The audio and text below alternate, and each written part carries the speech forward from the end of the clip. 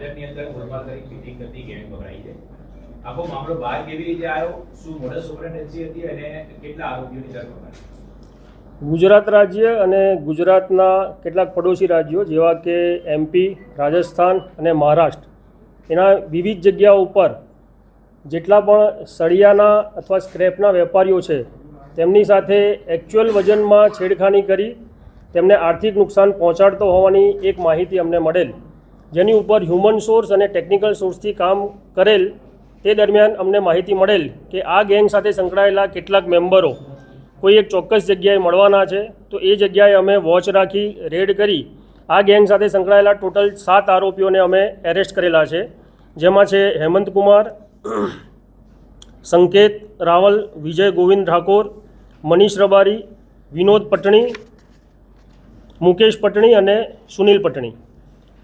આ ગેંગના દરેક માણસો તેમને અલગ અલગ ટાસ્કિંગ આપવામાં આવેલ હતું, જે મુજબ તેઓ આવી મોટી મોટી કંપનીઓ કે જે સળિયાનો અને સ્ક્રેપનો વેપાર કરે છે તેમાં એમનું જ્યારે ટેન્ડર બહાર પડે તો એ ટેન્ડર મેક્સિમમ બીડ સાથે ભરી લેવાનું અને ટેન્ડર લઈ લેવાનું, અને એ કંપનીઓની બહાર અથવા તો કંપનીના કેમ્પસની અંદર જેટલા પણ વેબ્રિજ આવ્યા હોય એ વેબ્રિજના માણસોને ફોડી વેબ્રિજના મીટર સાથે ચેડા કરવામાં આવે છે, જેમાં મીટરની અંદર એક ચીપ ફિટ કરવામાં આવે છે જે રિમોટલી એક્સેસ થાય છે.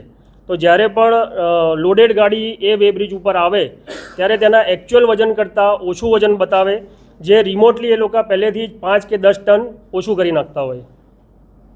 સાહેબ, આ જે આરોપીઓ છે એની સાથે અન્ય કોઈ આરોપી સામેલ છે કે કેમ? કેટલા વર્ષથી આ લોકો આ કૌભાંડ ચલાવતા હતા? પ્રાથમિક પૂછપરછ દરમિયાન એવું જાણવા મળ્યું છે કે છેલ્લા 4-5 વર્ષથી આ પ્રવૃત્તિ આ સિન્ડિકેટ ચલાવે છે, જેમને પ્રાથમિક પૂછપરછ દરમિયાન જાણવા મળ્યું છે કે એક રજનીત કશ્યપ નામનો એક વ્યક્તિ છે MP નો, તેના દ્વારા આ ચીપ અને રિમોટ પૂરા પાડવામાં આવે છે. તે સિવાય 1-2 વ્યક્તિ એવા પણ છે કે જે દિલ્હી અને નોઈડાના રહેવાસી છે, તેમની પાસેથી પણ આ લોકો આ ચીપ અને રિમોટ મેળવે છે. હાલ તો કોઈનો આ ગુનાને લગતો કોઈ ગુનાહિત ઇતિહાસ જાણવામાં નથી આવ્યો, પણ આમાંથી ઘણા એક જ સમાજના છે અને એકબીજાની જોડે આ કામથી સંકળાયેલા હતા. એ દરમિયાન એકબીજાની ઓળખાણ થઈ અને એ દરમિયાન આ લોકો આ સિન્ડિકેટ ચાલુ કરી. આમાં અત્યારે 6 જણા વોન્ટેડ દર્શાયા છે. હેમંત રાવલ.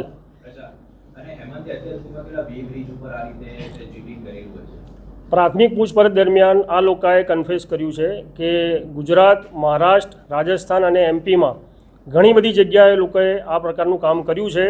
તો એમના ડિટેલ ઇન્વેસ્ટિગેશન દરમિયાન જે પણ ભોગ બનનાર છે તેમને બોલાવી અને કાયદેસર કાર્યવાહી કરીશું.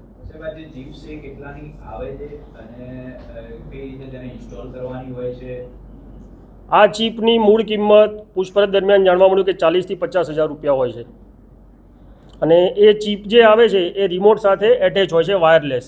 એ ચીપને ડિજિટલ કાંટામાં પાછળ ફિટ કરવામાં આવે છે અને નજીકમાં જ એમનો કોઈ માણસ બેઠેલો હોય છે, એટલે જ્યારે પણ લોડેડ ગાડી આવે ત્યારે એ ચીપથી રિમોટથી એક્સેસ કરીને 5 ટન જેટલું 10 ટન જેટલું વજન પહેલેથી જ ઓછું કરવામાં આવે. આમાં મોટું આપને કહું તો 7 આરોપી જે પકડાયા છે એમાંથી જે હેમંત અને સંકેત છે તે ચીપ મેળવે છે અને વેબ્રિજના વેપારીઓને સાથે મળી તેમને નાણાકીય લાલચ આપી આ કામ કરવા માટે રેડી કરે છે. પછી વિજય ઠાકોર અને મનીષ રબારી જે છે તે કંપનીના માણસોને અંદર ફોડવાનું કામ કરે છે, અને આ બધો જ ખરીદાયેલો અથવા તો આ રીતે મેળવેલો માલ જેનો નિકાલ કરવા માટે વિનોદ, મુકેશ અને સુનિલ પટણી એ આમાં સંડોવાયેલા છે.